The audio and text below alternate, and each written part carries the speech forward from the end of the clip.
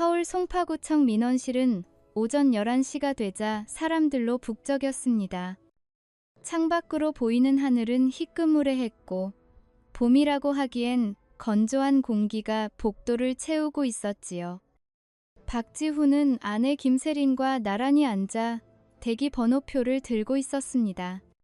신혼 한 달 차였습니다.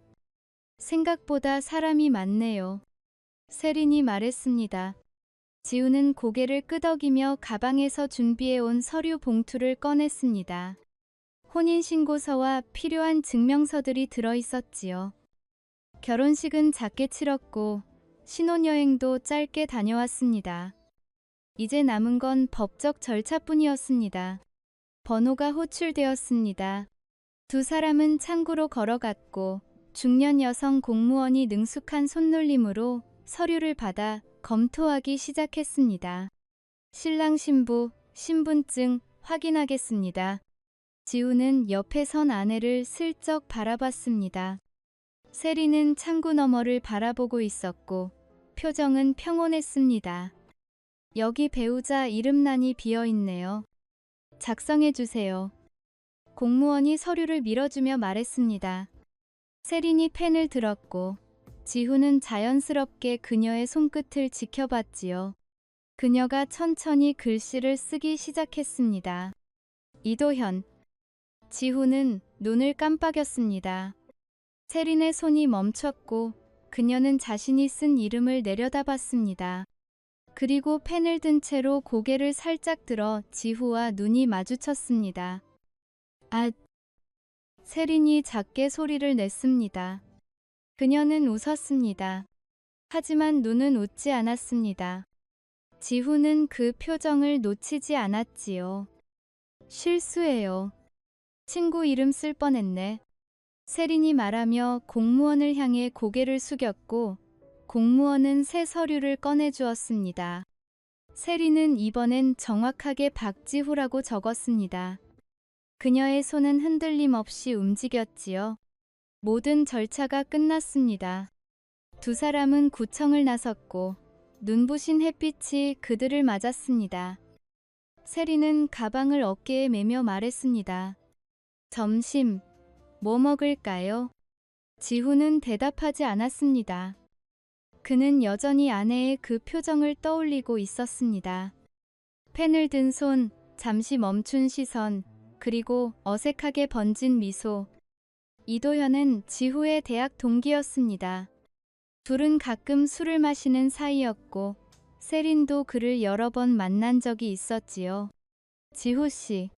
세린이 다시 불렀고 지훈은 고개를 들었습니다. 아, 미안해요. 뭐라고 했죠? 점심 메뉴요? 아무거나 괜찮아요. 두 사람은 근처 식당으로 걸어갔습니다.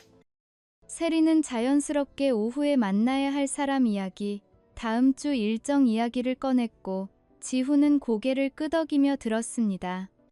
하지만 그의 머릿속에는 여전히 그 이름이 맴돌고 있었지요. 이도현. 집으로 돌아온 건 오후 4시쯤이었습니다. 두 사람이 사는 곳은 잠실 근처 작은 아파트였고 신혼집이라고 하기엔 좁았지만 둘이 지내기엔 충분했지요. 세린은 가방을 소파에 내려놓고 곧바로 노트북을 켰습니다. 작업 좀 할게요. 그녀가 말했고 지훈은 현관에서 신발을 벗으며 내라고 대답했습니다. 세린은 책상 앞에 앉아 노트북 화면을 켜고 손가락을 키보드 위에서 빠르게 움직였습니다.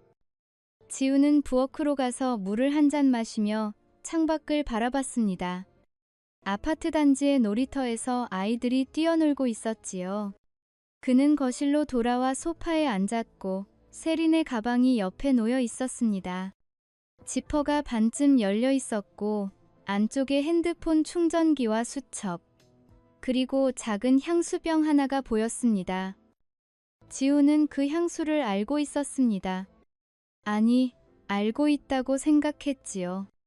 세린이 평소 쓰던 건 플로럴 계열이었는데 지금 가방에 들어있는 건 검은색 병이었고 레이블이 보이지 않았습니다. 이거 새로 산 거예요. 지우가 물었고 세리는 고개를 돌리지 않고 대답했습니다. 선물 받았어요. 누구한테요? 브랜드 미팅에서. 대답은 짧았고 세린의 시선은 여전히 화면에 고정되어 있었습니다. 지우는 더 묻지 않고 소파에 기대어 눈을 감았습니다. 하지만 뭔가 어긋나 있었습니다. 작은 균열이었지만 분명히 느껴졌지요. 혼인신고서에 적힌 이름, 어색한 미소, 그리고 바뀐 향수. 퍼즐 조각들이 제자리를 찾지 못한 채 흩어져 있는 것 같았습니다. 지우는 눈을 떠 천장을 바라봤습니다. 형광등이 희미하게 깜빡이고 있었고 그는 생각했습니다. 의심하고 있는 건가? 그는 고개를 저었습니다. 아직 아무것도 확실하지 않았고 단지 불편한 감정이 가슴 한쪽에 자리 잡았을 뿐이었지요. 지우는 그 감정을 억눌렀습니다. 아직은 괜찮다고, 아무것도 아니라고 스스로에게 말했습니다. 하지만 밤이 깊어질수록 그 균열은 조금씩 벌어지기 시작했습니다. 그날 밤 지우는 잠들지 못했습니다. 옆에서 세리는 고요하게 숨을 쉬고 있었고 침실 창문으로 희미한 가로등 불빛이 새어 들어왔습니다. 지우는 천장을 바라보며 오후의 장면들을 되짚었습니다. 혼인신고서에 적힌 이름, 바뀐 향수, 그리고 짧았던 대답들. 하나하나는 사소했지만 모이면 무언가를 형성하는 것 같았지요. 새벽 2시쯤 세린의 핸드폰이 진동했습니다. 침대 옆 탁자 위에 놓인 화면이 잠깐 밝아졌다가 꺼졌습니다. 지우는 몸을 돌려 그쪽을 바라봤습니다. 세린은 여전히 자고 있었습니다. 그는 조심스럽게 몸을 일으켜 핸드폰을 집어들었습니다. 화면을 켰지만 알림 내용은 보이지 않았습니다.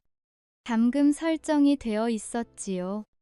지우는 핸드폰을 다시 내려놓고 침대에 누웠습니다. 하지만 눈은 감기지 않았습니다. 다음 날 아침, 세리는 평소보다 일찍 집을 나섰습니다. 오늘 미팅이 많아서요. 저녁 늦을 것 같아요. 그녀는 현관에서 구두를 신으며 말했고, 지후는 주방에서 커피를 마시며 대답했습니다. 조심히 다녀와요.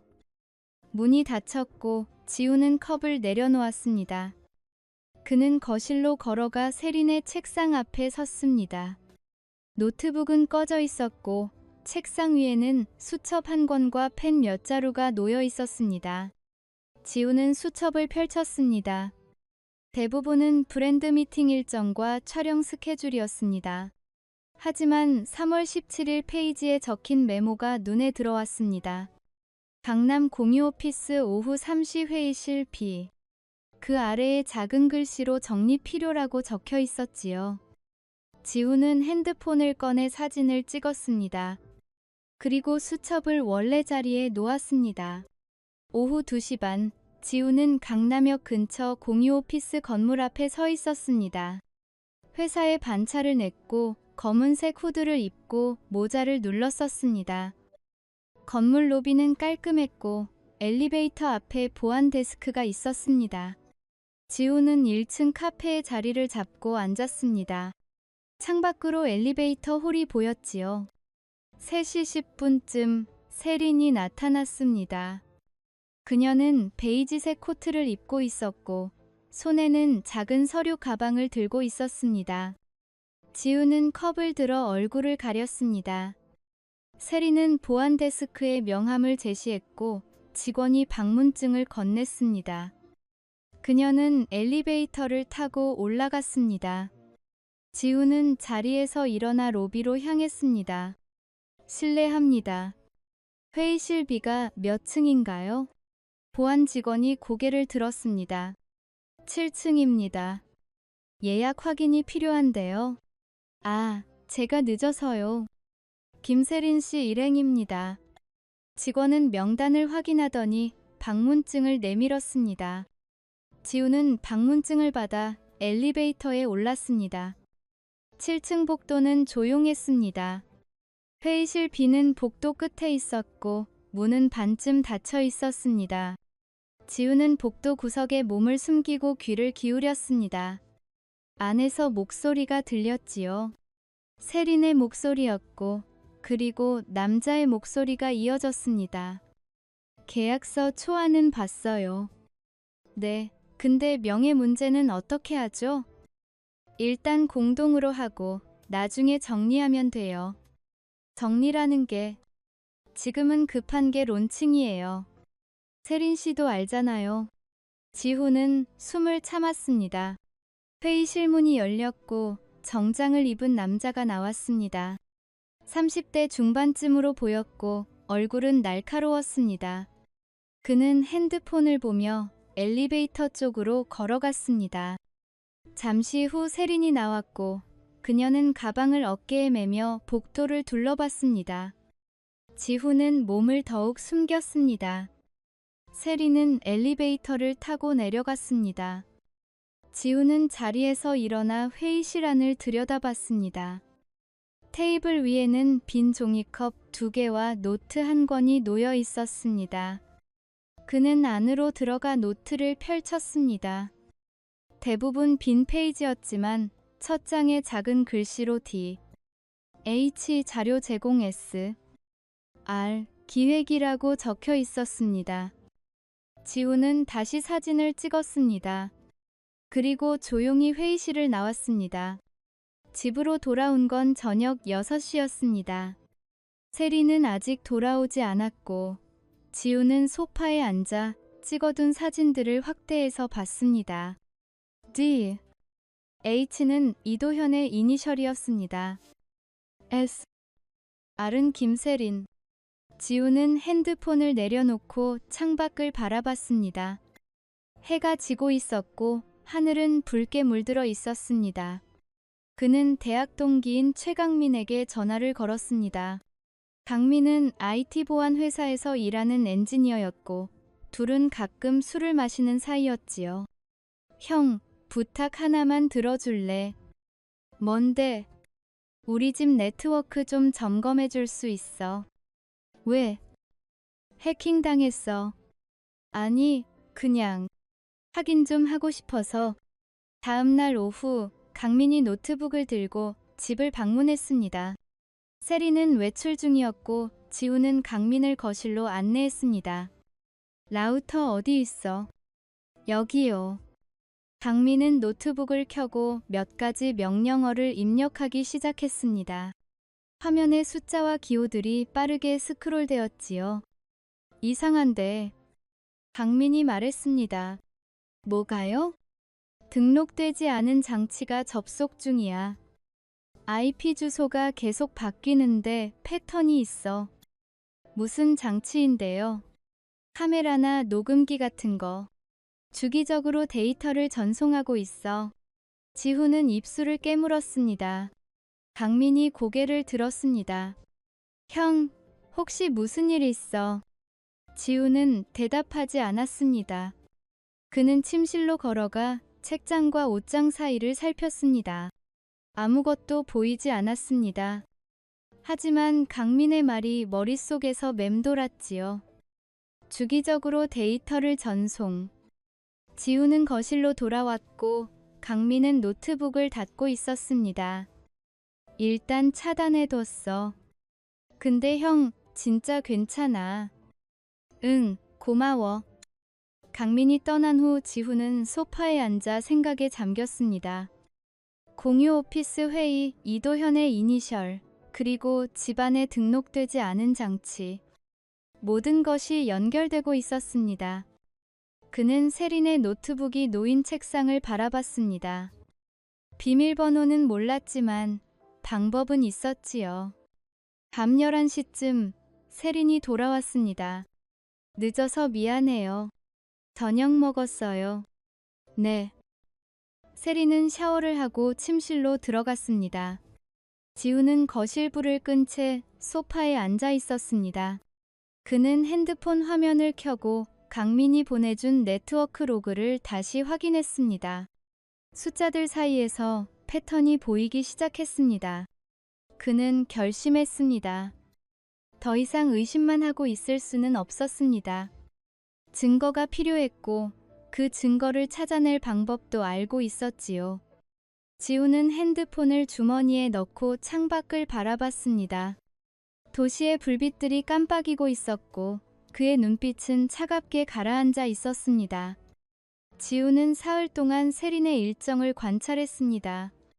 그녀는 매일 오전 10시에 집을 나섰고 저녁 8시쯤 돌아왔습니다. 미팅이 많아요라는 말을 반복했지만 구체적인 내용은 말하지 않았지요. 지우는 더 이상 묻지 않았습니다. 대신 그는 기다렸습니다. 기회를 포착하기 위해서였습니다. 목요일 오전, 세린이 외출한 직후 지우는 회사에 병가를 냈습니다. 그는 거실 책상 앞에 앉아 세린의 노트북을 켰습니다. 화면에 비밀번호 입력창이 떴고 지우는 몇 가지 조합을 시도했습니다. 세린의 생일, 결혼기념일, 그녀가 좋아하는 브랜드 이름 모두 틀렸습니다. 그는 잠시 생각하다가 이도현의 생일을 입력했습니다. 화면이 열렸습니다. 지우는 숨을 고르고 파일 탐색기를 열었습니다. 폴더들이 나열되어 있었고 대부분은 촬영 자료와 편집 파일이었습니다. 그는 프로젝트라는 이름의 폴더를 클릭했습니다. 안에는 워드 문서 하나와 영상 파일 여러 개가 들어있었지요. 지우는 워드 문서를 열었습니다. 제목은 1인 크리에이터 공동저작 계약서 초안이었습니다. 문서의 첫 페이지에는 2명의 이름이 적혀 있었습니다. 기획자 김세린, 자료 제공자 이도현. 계약 내용은 유튜브 채널 운영과 수익 배분에 관한 것이었고 작성 날짜는 지난해 12월이었습니다. 지우와 세린이 결혼식을 올리기 한 달 전이었지요. 지우는 마우스를 쥔 손에 힘이 들어가는 걸 느꼈습니다. 그는 문서를 스크롤하며 읽어 내려갔습니다. 채널명, 도시생활자 S 론칭 예정일, 2025년 4월 수익 배분, 6대 4기획자 우선. 지우는 문서를 출력했습니다. 프린터가 종이를 토해내는 소리가 조용한 거실에 울렸습니다. 그는 출력물을 접어 가방에 넣고 다시 노트북 화면으로 돌아왔습니다. 영상 파일들이 눈에 들어왔고 그는 그중 하나를 클릭했습니다. 파일명은 테스트 108이었습니다. 영상이 재생되었습니다. 화면에는 세린이 앉아 있었고 배경은 지금 그가 앉아 있는 이 거실이었습니다. 세린은 카메라를 향해 웃으며 말했습니다. 안녕하세요. 저는 도시에서 살아가는 방법을 연구하는 S입니다. 그녀의 목소리는 밝았고 표정은 자연스러웠습니다. 영상은 5분가량 이어졌고 마지막 부분에서 세린이 카메라를 끄기 전에 작게 중얼거렸습니다. 사람들은 듣고 싶은 것만 믿어. 지우는 영상을 멈췄습니다.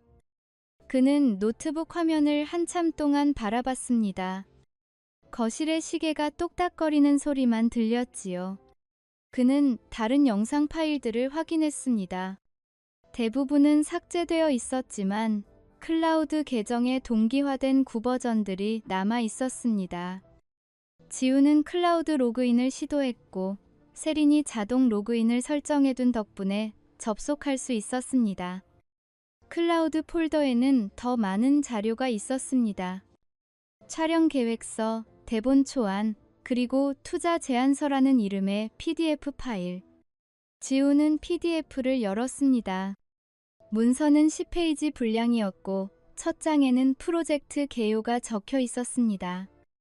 1인 크리에이터 채널 론칭을 위한 초기 투자 유치 목표 금액 3천만 원 예상 회수 기간 12개월.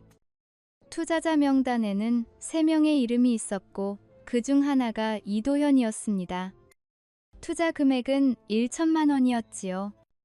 지우는 파일들을 USB에 복사했습니다. 작업이 끝나자 그는 노트북을 종료하고 원래 자리에 놓았습니다. 모든 것이 세린이 나가기 전과 똑같아 보였습니다. 하지만 지우는 이제 달랐습니다. 그는 증거를 쥐고 있었고 퍼즐의 윤곽이 선명해지기 시작했습니다. 오후 3시쯤 지우는 대학로에 있는 작은 카페에 앉아 있었습니다. 맞은편에는 최강민이 앉아 노트북을 열고 있었습니다. 형, 이거 진짜 심각한데. 강민이 USB를 연결하고 파일들을 확인하며 말했습니다. 지우는 커피를 한 모금 마시고 대답했습니다. 어떻게 봐? 계약서 날짜 봤지? 결혼 전부터 이미 진행하고 있었어. 그리고 이 투자 제안서, 혁명의 통장도 담보로 넣으려고 했던 것 같은데. 내 통장. 여기 봐. 부록에 배우자 신용 활용 방안이라고 적혀 있어. 아직 실행 전이지만 계획은 있었던 거야. 지우는 입술을 깨물었습니다. 강민이 화면을 돌려 보여줬고 지우는 문서를 읽었습니다. 박지 후배우자 명의 신용대출 가능 금액, 최대 5천만 원 활용 시기, 채널 성장 이후. 글자들이 눈앞에서 흔들렸습니다. 강민이 조심스럽게 말했습니다. 형, 이거 변호사랑 상담해야 할 것 같아. 알아. 그리고 형수님이 이거 눈치챘으면 증거인멸할 수도 있으니까 빨리 움직이는 게 좋아. 지우는 고개를 끄덕였습니다. 그는 가방에서 출력해둔 계약서를 꺼내 강민에게 건넸습니다. 이것도 보관해 줄래? 사본 만들어서. 알았어. 근데 형, 진짜 괜찮아. 지우는 대답 대신 창밖을 바라봤습니다. 거리에는 사람들이 오가고 있었고 햇빛이 따뜻하게 내리쬐고 있었습니다. 하지만 지우의 가슴속은 차가웠습니다. 저녁 8시 세린이 집에 돌아왔습니다. 오늘 하루 어땠어요? 그녀가 물었고 지우는 소파에 앉아 대답했습니다. 그냥 집에 있었어요. 몸 안 좋아요? 좀 피곤해서요. 세린은 부엌으로 가서 물을 마셨습니다. 지우는 그녀의 뒷모습을 바라봤습니다. 베이지색 니트를 입은 그녀는 여전히 평온해 보였고 아무것도 모르는 것처럼 행동했습니다. 하지만 지우는 이제 알고 있었습니다. 이 결혼이 단순한 감정의 결합이 아니었다는 것을, 그리고 자신이 세린의 계획 안에서 하나의 도구였을 수도 있다는 것을 말이지요. 세린 씨. 지우가 조용히 불렀습니다. 세린이 고개를 돌렸습니다. 네. 우리 결혼할 때 진심이었어요. 세린의 표정이 잠시 굳었습니다. 그녀는 물컵을 싱크대에 내려놓고 거실로 걸어왔습니다. 왜 갑자기 그런 말을 해요? 그냥 궁금해서요. 세린은 소파에 앉아 지우를 바라봤습니다. 그녀의 눈빛은 흔들리지 않았습니다. 진심이었죠. 지금도 그래요. 그럼 다행이에요. 지우는 더 이상 묻지 않았습니다. 그는 일어나 침실로 걸어갔고 세린은 그 자리에 남아 있었습니다. 문이 닫힌 후 지우는 침대에 앉아 핸드폰을 꺼냈습니다. 강민이 보내준 변호사 사무실 연락처가 화면에 떠 있었습니다. 그는 내일 전화하기로 결심했습니다. 더 이상 기다릴 수 없었습니다. 이제는 움직여야 할 때였습니다. 창밖으로 밤하늘이 보였고 별은 하나도 보이지 않았습니다. 도시의 불빛들이 하늘을 덮고 있었지요. 지우는 창문을 닫고 커튼을 쳤습니다. 어둠 속에서 그의 눈빛만이 차갑게 빛나고 있었습니다. 변호사 사무실은 강남역 근처 오피스텔 8층에 있었습니다. 금요일 오전 10시 지우는 상담실에 앉아 준비해온 서류들을 책상 위에 펼쳤습니다. 계약서 사본, 투자 제안서, 클라우드에서 캡처한 대화 내역, 그리고 네트워크 로그까지. 변호사 김민주는 서류들을 천천히 검토했고 가끔 고개를 끄덕이거나 펜으로 중요한 부분에 밑줄을 그었습니다. 배우자명의 신용 활용 계획이 구체적으로 문서화되어 있네요. 이건 명백한 사전 기망 의도로 볼 수 있습니다. 김민준이 말했습니다. 지우는 가만히 듣고 있었습니다. 혼인 무효 사유까지는 아니지만 이혼 사유로는 충분합니다. 재산 분할 협의에서도 유리한 위치를 점할 수 있고요. 이혼까지 가야 할까요? 지우가 물었습니다. 김민주는 서류에서 눈을 떼고 지우를 바라봤습니다. 그건 박 대리님이 결정하실 문제입니다. 다만 지금 상태로는 신뢰 회복이 어렵습니다. 상대방이 결혼 전부터 계획적으로 움직였다는 증거가 명확하니까요. 지우는 창밖을 바라봤습니다. 고층 건물들 사이로 하늘이 좁게 보였습니다. 일단 대화는 해봐야 할 것 같습니다. 물론입니다. 하지만 대화 전의 증거는 안전하게 보관하세요. 그리고 녹음도 권장합니다. 지우는 고개를 끄덕였습니다. 상담은 1시간 남짓 이어졌고 지우는 사무실을 나서며 계약서 사본들을 봉투에 넣어 가슴에 품었습니다. 집으로 돌아온 건 오후 2시쯤이었습니다. 세리는 없었고 거실은 조용했습니다. 지우는 소파에 앉아 핸드폰을 꺼냈습니다. 세린에게 문자를 보냈습니다. 오늘 저녁 일찍 들어올 수 있어요. 할 얘기가 있어요. 답장은 10분 뒤에 왔습니다. 6시쯤 갈게요. 무슨 일이에요? 지우는 답장하지 않았습니다. 그는 핸드폰을 내려놓고 침실로 걸어가 옷장을 열었습니다. 여행용 가방 하나를 꺼내 침대 위에 올려놓았습니다. 저녁 6시 현관문이 열렸습니다. 세린이 들어왔고 그녀는 거실에 앉아있는 지우를 봤습니다. 테이블 위에는 출력된 서류들이 가지런히 쌓여 있었습니다. 무슨 일이에요? 세린이 물었습니다. 지우는 서류 중 맨 위에 있던 계약서를 집어들었습니다. 이거 설명해 줄 수 있어요? 세린의 얼굴이 하얗게 질렸습니다. 그녀는 가방을 바닥에 내려놓고 천천히 소파에 앉았습니다. 어디서 봤어요? 당신 노트북에 있더라고요. 세린은 입술을 깨물었습니다. 그녀는 서류를 받아들었고 한참 동안 아무 말도 하지 않았습니다. 처음부터 계획이었어요. 지우가 물었습니다. 목소리는 차분했지만 그 안에는 억눌린 분노가 담겨 있었습니다. 세린은 고개를 들지 않았습니다. 아니에요. 처음엔 그냥 프로젝트였어요. 프로젝트.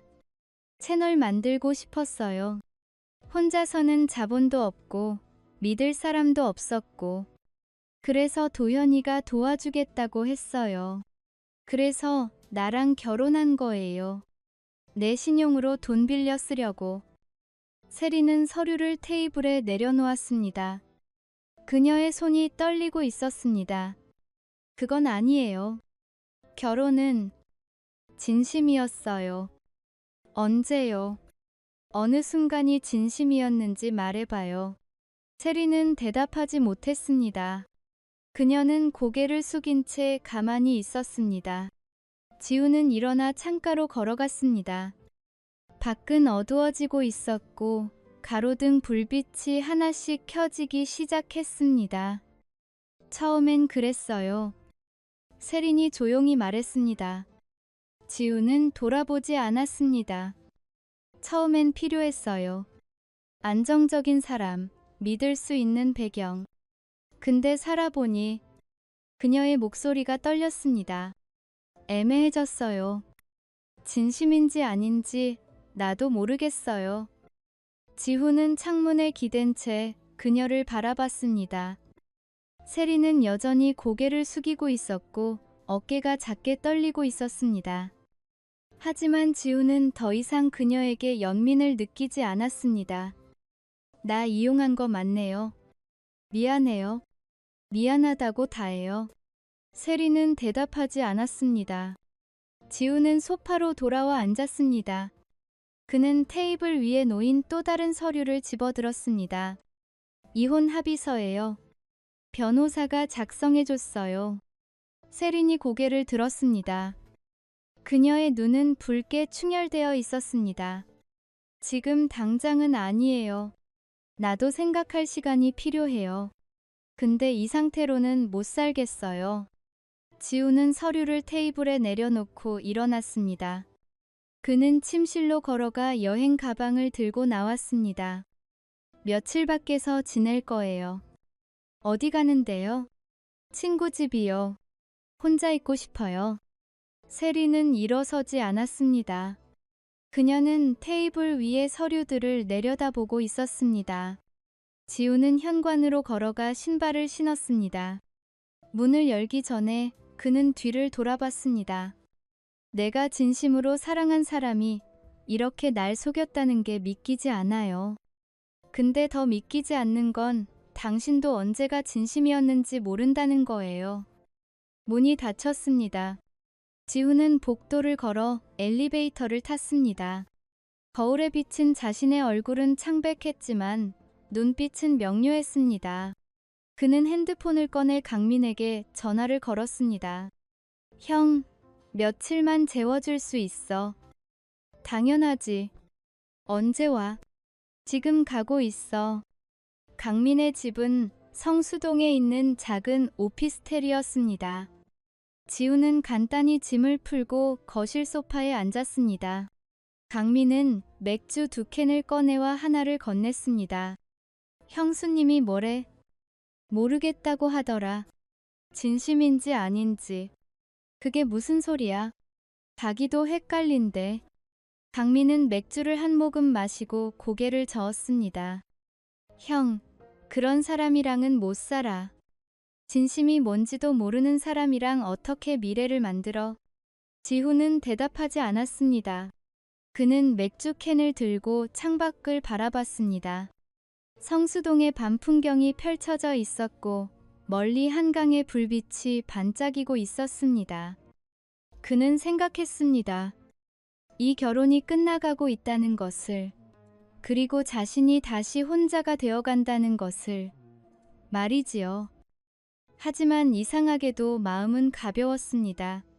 분노도 슬픔도 아닌 텅 빈 허무함만이 가슴을 채우고 있었습니다. 다음 날 아침 지후는 세린에게서 문자를 받았습니다. 생각해봤어요. 정리하는 게 맞는 것 같아요. 이혼 합의서 검토할게요. 지후는 문자를 읽고 핸드폰을 내려놓았습니다. 그는 창밖을 바라봤습니다. 아침 햇살이 따뜻하게 방 안을 채우고 있었습니다. 모든 것이 끝나가고 있었지만 동시에 새로운 무언가가 시작되고 있었습니다. 한 달이 지났습니다. 이혼 합의서는 공증을 마쳤고 재산 분할 협의도 끝났습니다. 세리는 자신의 계좌로 받은 투자금 전액을 지우에게 돌려줬고 프로젝트 관련 계약서들도 모두 파기했습니다. 법적 절차는 생각보다 빠르게 진행되었지요. 감정은 복잡했지만 서류 위에서는 모든 것이 명확했습니다. 수요일 오전 지우는 잠실 아파트로 돌아왔습니다. 현관문을 열자 텅 빈 거실이 그를 맞았습니다. 세리는 이미 짐을 모두 빼갔고 그녀가 쓰던 책상과 의자도 사라져 있었습니다. 부엌 식탁 위에는 흰 봉투 하나만이 놓여 있었습니다. 지우는 봉투를 집어들고 안을 확인했습니다. 이삿짐 센터 연락처가 적힌 메모지, 정리된 계약서 파기 확인서, 그리고 작은 종이 한 장이 들어 있었지요. 내가 처음으로 진심이었던 날. 그게 전부였습니다. 날짜도 설명도 없었습니다. 지우는 종이를 접어 주머니에 넣었습니다. 그는 거실을 천천히 둘러봤습니다. 벽에 걸려있던 결혼사진 액자도 사라져 있었고 세린이 좋아하던 향초도 보이지 않았습니다. 모든 것이 처음 이사 왔을 때처럼 텅 비어 있었습니다. 지우는 창문을 열었습니다. 찬 공기가 방 안으로 흘러들어왔고 아파트 단지의 소음이 희미하게 들렸습니다. 그는 소파에 앉아 핸드폰을 꺼냈습니다. 강민에게 문자를 보냈습니다. 집 정리 끝났어. 고마웠어. 답장은 곧바로 왔습니다. 형 괜찮아. 저녁 같이 먹을래? 오늘은 혼자 있고 싶어. 다음에. 지우는 핸드폰을 내려놓고 눈을 감았습니다. 그는 지난 한 달을 돌아봤습니다. 변호사 사무실에서의 차가운 대화들, 서류에 사인하던 순간의 무게, 그리고 세린의 마지막 표정. 그녀는 울지 않았습니다. 단지 고개를 숙인 채 미안해요라고 반복했을 뿐이었지요. 지후도 더 이상 아무 말도 하지 않았습니다. 할 말이 없었습니다. 모든 것은 이미 끝나 있었고 남은 건 정리뿐이었으니까요.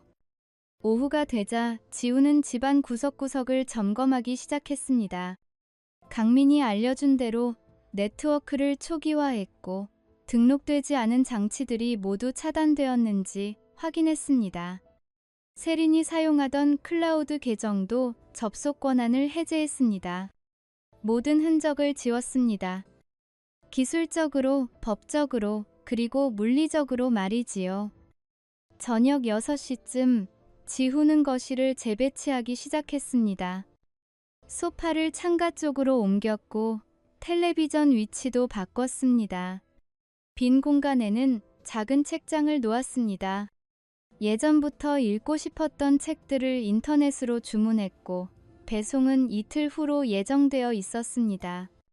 그는 천천히 자신의 방식대로 공간을 채워나갔습니다. 부엌도 정리했습니다. 세린이 쓰던 머그컵과 접시들은 박스에 담아 기부센터로 보냈습니다. 그는 자신이 좋아하는 심플한 디자인의 그릇들로 찬장을 채웠습니다. 냉장고 안도 비우고 다시 채웠습니다. 세린이 좋아하던 요거트 대신 자신이 즐겨 마시던 우유를 넣었습니다. 작은 변화들이었지만 그 안에서 지후는 자신을 되찾아가고 있었습니다. 밤 10시쯤 지후는 샤워를 마치고 거실 소파에 앉았습니다. 창밖으로 도시의 불빛들이 반짝이고 있었습니다. 그는 커피를 한 잔 내려 마시며 생각했습니다. 이 결혼이 무엇이었는지, 세린이 진짜 원했던 게 무엇이었는지, 그리고 자신은 무엇을 잃고 무엇을 얻었는지 말이지요. 답은 명확하지 않았습니다. 분노는 사라졌지만 그 자리에 평온이 찾아온 건 아니었습니다. 그저 텅 빈 공간만이 남아 있었고 그 공간을 채워나가는 건 오롯이 지후의 몫이었습니다. 그는 깨달았습니다. 관계가 무너진 게 아니라 자신이 새로운 구조로 다시 조립되고 있는 중이라는 것을 말이지요. 다음 날 아침 지우는 회사에 복직했습니다. 한 달간의 휴직을 마치고 돌아온 첫날이었습니다. 동료들은 조심스럽게 그를 맞았고 지우는 평소처럼 인사를 건넸습니다. 잘 다녀왔습니다. 팀장이 어깨를 두드렸습니다. 힘들었지. 괜찮습니다. 그는 자리에 앉아 컴퓨터를 켰습니다. 밀린 업무들이 쌓여 있었고 지우는 하나씩 정리하기 시작했습니다. 점심시간, 강민이 사무실로 찾아왔습니다. 형, 밥 먹자. 둘은 근처 식당으로 걸어갔고 조용한 구석자리에 앉았습니다. 강민이 물었습니다. 어때? 집에서 혼자 지내는 거 적응 중이야. 생각보다 괜찮아. 형수님은 모르겠어. 연락 안 하기로 했어. 강민은 고개를 끄덕였습니다. 둘은 한참 동안 말없이 식사를 했습니다. 형, 후회는 안 해. 강민이 조심스럽게 물었습니다. 지우는 젓가락을 내려놓고 창밖을 바라봤습니다. 거리에는 사람들이 오가고 있었고 햇빛이 따뜻하게 내리쬐고 있었습니다. 후회보다는 아쉬움이 더 큰 것 같아. 진심이 뭔지도 모르는 사람과 1년을 함께 살았다는 게 그래도 형은 잘한 거야. 계속 속고 살 수는 없잖아. 지우는 고개를 끄덕였습니다.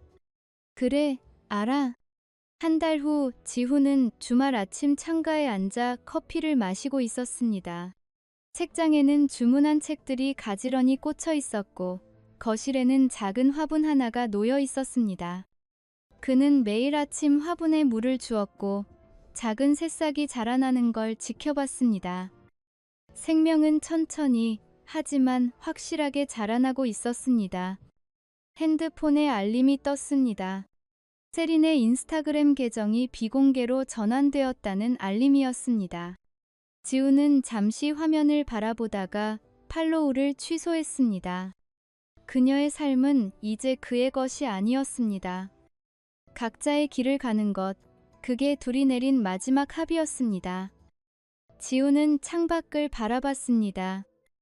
봄이 끝나가고 있었고 여름이 다가오고 있었습니다. 계절은 변하고 사람도 변했습니다. 그는 더 이상 누군가의 계획 안에 있지 않았습니다. 이제 그는 자신의 삶을 자신의 방식대로 조립해 나가고 있었습니다. 천천히 하지만 확실하게 말이지요. 커피 잔을 들어 한 모금 마셨습니다. 쓴맛이 입안에 퍼졌지만 그 뒤로 은은한 단맛이 느껴졌습니다. 지후는 작게 미소 지었습니다. 모든 것이 끝났지만 동시에 모든 것이 시작되고 있었습니다. 그리고 그는 준비되어 있었습니다. 다시 살아가는 것에 대해서 말이지요.